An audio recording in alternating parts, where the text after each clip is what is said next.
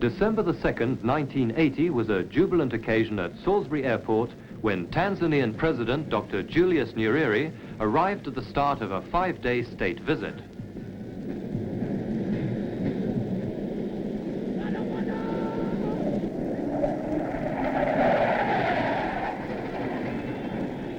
As he stepped off the aircraft, President Nyerere was welcomed by President Canaan Banana, Prime Minister Comrade Robert Mugabe, and their wives.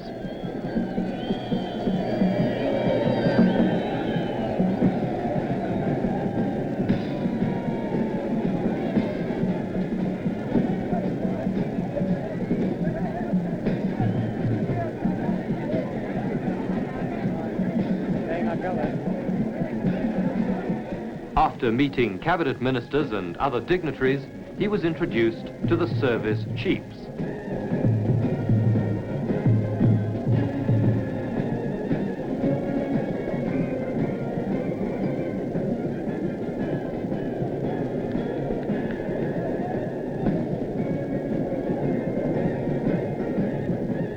President Nyerere received a garland of flowers from pupils of Mbizi Primary School.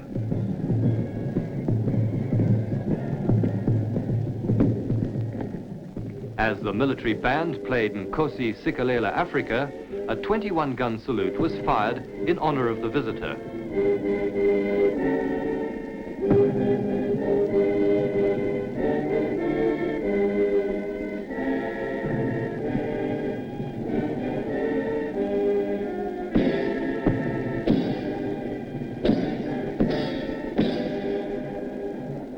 The Guard of Honor, mounted by the 22nd Battalion of the National Army, was then inspected by the President. He returned to the rostrum to accept the final salute.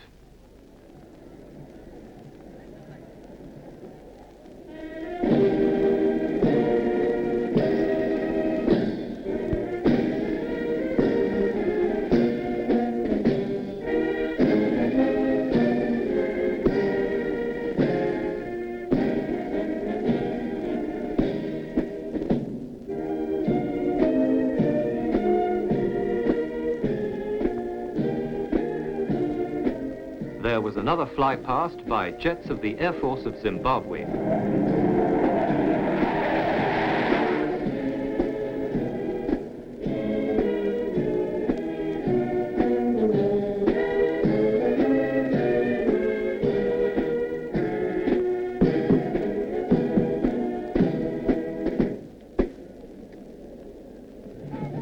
After the welcoming ceremonials, the Mwalimu mingled with the crowds who had come to see him.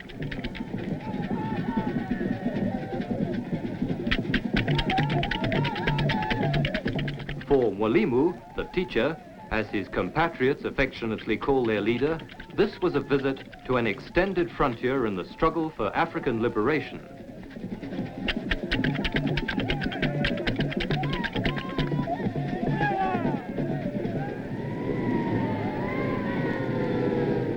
The motorcycle escort of the Zimbabwe Republic Police led the motorcade into the city.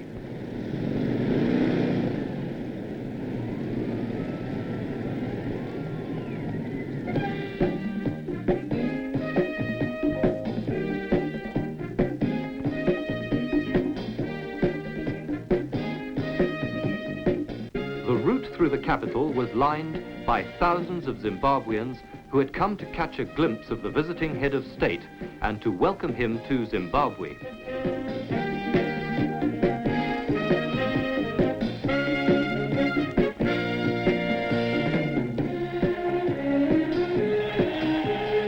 As his motorcade entered Julius Nyerere Way, named in his honor, the crowd cheered him all along the route.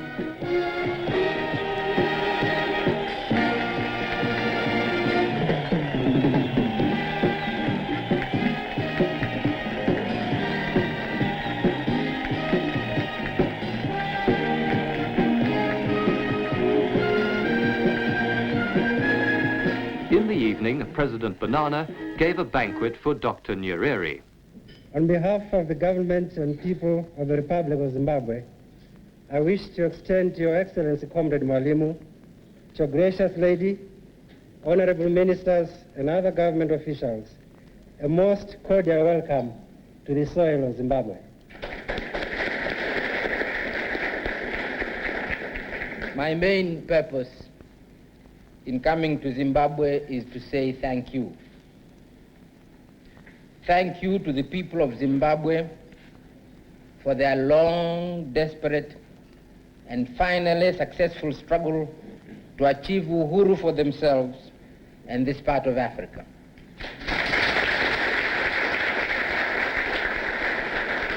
I offer congratulations from the people of Tanzania, and I say thank you on behalf of the people of Tanzania. Your struggle was a long and bitter struggle. You celebrated, and we celebrated in April this year because of the great sacrifices made by the hundreds and thousands of your people. Indeed, by the whole of your people. Some sacrificed their lives, many their health, very many risked their lives and their few possessions to support the soldiers fighting for freedom. Zimbabwe's freedom was truly won by the people of this country, by all of them. The armed struggle was necessary. Freedom could not be obtained without it.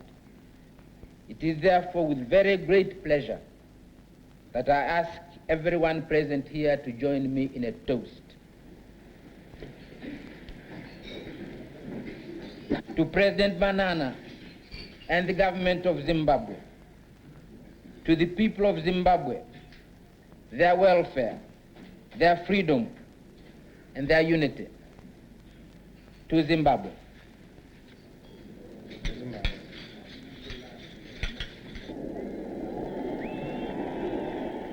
The following morning, Dr. Nyerere was flown to Fort Victoria in the south of the country, where he met the mayor and all the people who had come from far and near to greet him.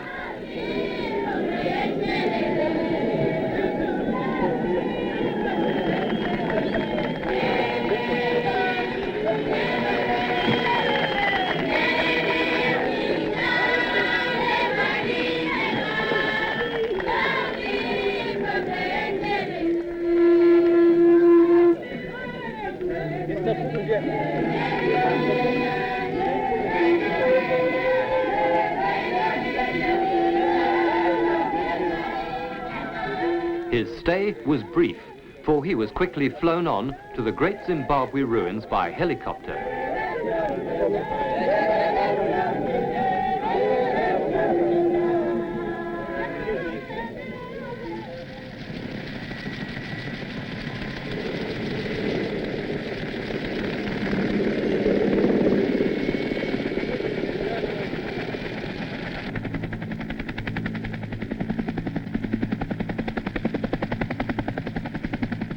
He toured these ancient ruins with President Banana, Deputy Prime Minister Comrade Muzenda, and the Minister of Information, Dr. Nyerere.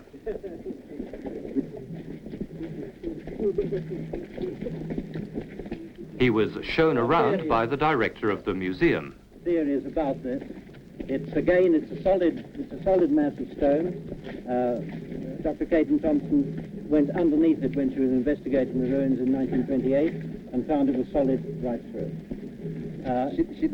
She dug right underneath it, yes. And as you see, it's very well constructed. It's battered so that it supports itself.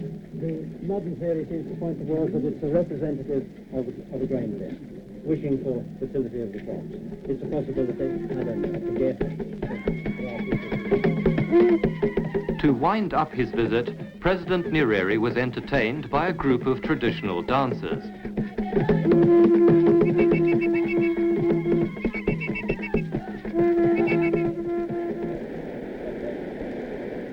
The ethanol plant at Triangle Sugar Estates was the next place to be visited.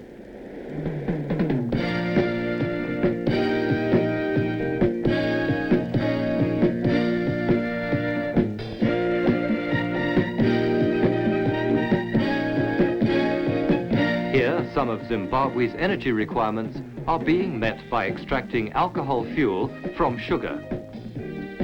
President Nyerere showed great interest in details of the workings of the plant, independent Africa's pioneer in this field.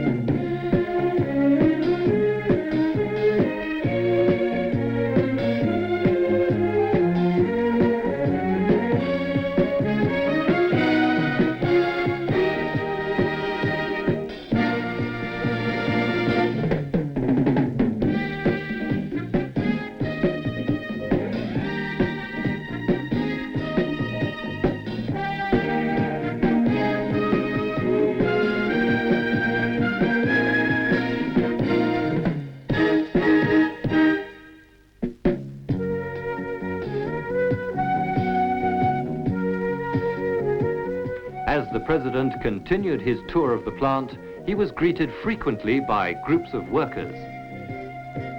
And he enjoyed a joke as he signed the visitor's book.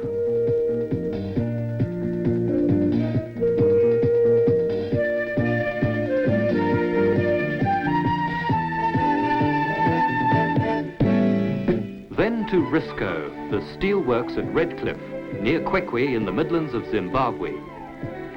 This plant is the backbone of Zimbabwe's steel industry, supplying other vital industries like agriculture, the motor industry, the national railways of Zimbabwe, and the mining industry.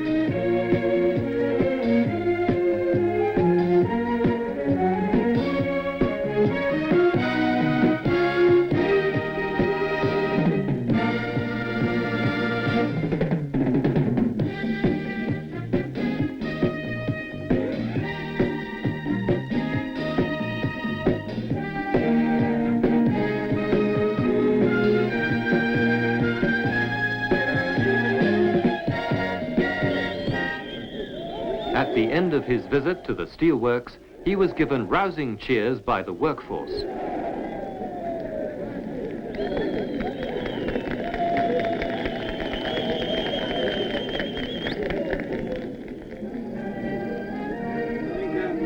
In the evening of the same day, back in Salisbury, Dr. Nyerere was given an official reception by President Banana at State House. Among the many distinguished guests were cabinet ministers, including Dr. Joshua Nkomo,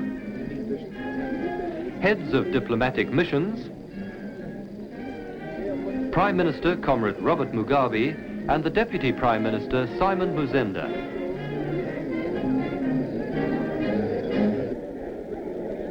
And then, with a fanfare from the military band, came President and Mrs. Nyerere.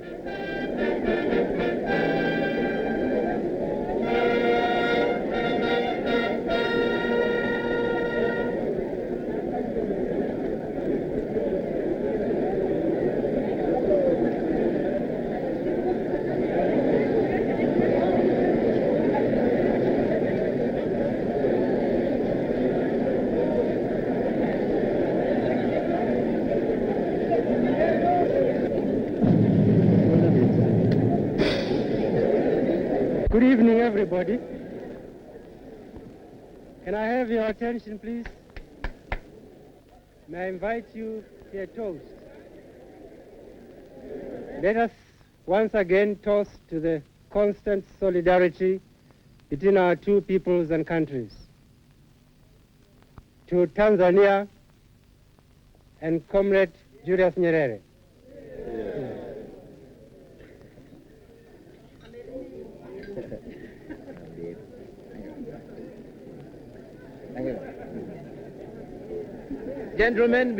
ladies and gentlemen, before you forget, may I ask you to